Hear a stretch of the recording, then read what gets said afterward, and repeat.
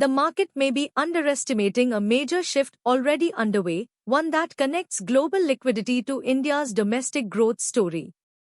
This week, we saw a critical pivot in market sentiment, largely driven by cooling labor market data out of the US. We are talking about soft US jobs numbers that significantly eased fears around the Fed's future rate hike path. This immediately changes the outlook for global capital allocation. This shift began with a critical data point. We saw weak jobs growth and easing oil prices reinforcing expectations for a Fed pause, or at least a less aggressive stance. The immediate fallout? The US dollar headed for its first weekly drop in months as these rate hike bets dimmed. Even Fed Governor Daly has acknowledged the AI and inflation uncertainty, muddying the waters for future interest rate outlooks. This hints at a sustained period where the Fed might not be as hawkish as previously priced in. Here's what this means for capital flows. European stocks just had their best week since May, a direct beneficiary of easing global rate concerns. Concurrently, US stocks registered their largest outflows in over 3 months, indicating a clear capital rotation. Investors are recalibrating portfolios, moving away from previous high-conviction US plays into markets where growth narratives are more compelling under a lower-for-longer rate environment. This is a foundational shift that impacts everything. Now, let's bring this home to India. This liquidity shift is clearly showing up in specific sectors, especially India's IT names. We've seen a significant rebound, with the Nifty IT index jumping as much as 5%, and individual stocks like HCL Technologies spiking over 4.5%. Many IT stocks, including Infosys and Tech Mahindra, are extending gains. It looks like the worst might be over for this battered sector as global sentiment around rates improves. But that's not the whole story for IT. While Indian IT rebounds, there's a nuanced discussion around AI fatigue taking center stage globally. We saw Nebius and CoreWeave stocks tumble after Meta's AI cloud plans, signaling a potential cooling of the broader AI frenzy. Sandeep Sabharwal calls IT a tactical trade, suggesting a selective approach rather than a broad structural bet. Investors are now watching carefully to see if this Indian IT strength is a temporary bounce or the beginning of a sustained recovery. This underlying strength isn't just in large caps. We are seeing robust performance in India's small cap and mid cap segments. Forget Nifty 50 stocks, small caps are soaring, some up to 200%. Investment banks like Axis Securities are actively picking mid-cap and small-cap stocks, including Dalmia Bharat, Chalet Hotels, and Minda Corp. This indicates a deep-seated domestic demand recovery and structural momentum, a theme we've been tracking for months. A major driver of this domestic story is infrastructure. A 2026 multibagger small-cap stock jumped another 10% after securing a massive 1,437 crore Vedant aluminium order. This is a clear policy tailwind for manufacturing and capital goods. However, not all power-related infrastructure names are immune. We saw power equipment stocks like Hitachi Energy, GE Vernova, and Siemens Energy crash up to 10% on profit-taking, showing that even in strong sectors, valuation reassessment is ongoing. However, we can't ignore the global macro headwinds.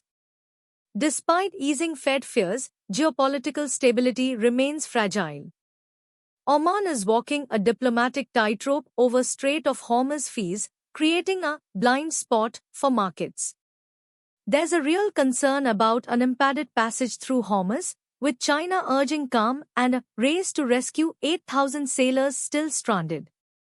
This situation poses a constant, elevated risk to global oil supply and trade routes. These geopolitical undercurrents feed directly into commodities. Oil prices waved earlier in the week but saw slight gains ahead of the long US weekend as peace efforts temporarily held. However, the Persian Gulf flows surging toward pre-war levels can change quickly. Meanwhile, gold and silver are rallying significantly as US jobs data cools inflation worries. Muthoot Finance and Hindustan Zinc jumped as gold and silver prices saw strong gains, reflecting a flight to safety and a repricing of real yields. Back in India, the financial sector is adapting to these changing rate environments.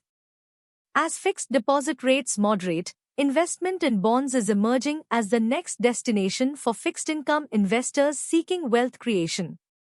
We also see major institutions adapting. ICICI Bank is contemplating its first benchmark dollar bond sale since 2017. And companies like Bajaj Finance continue to show robust organic growth, with their AUM rising significantly in Q1 signaling strong demand recovery in domestic credit. Now, let's revisit the AI narrative beyond the fatigue.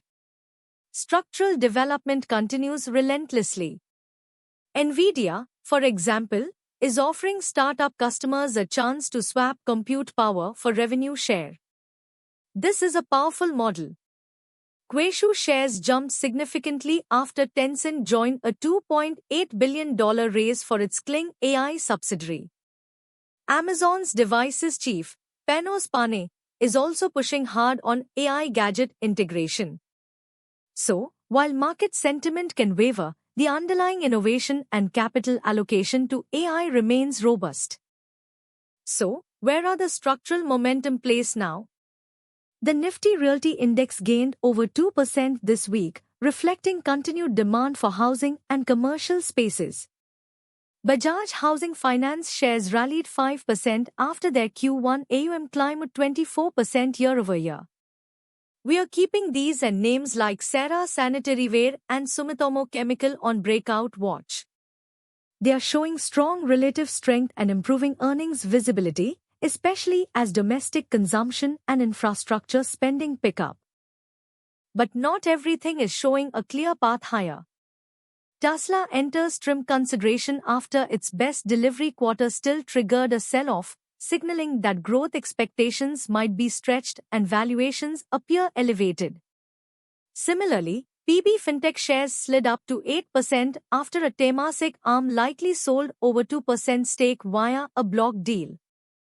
This indicates some smart money might be taking profits, suggesting a valuation reassessment in certain Indian growth names. The bigger question is, what's next?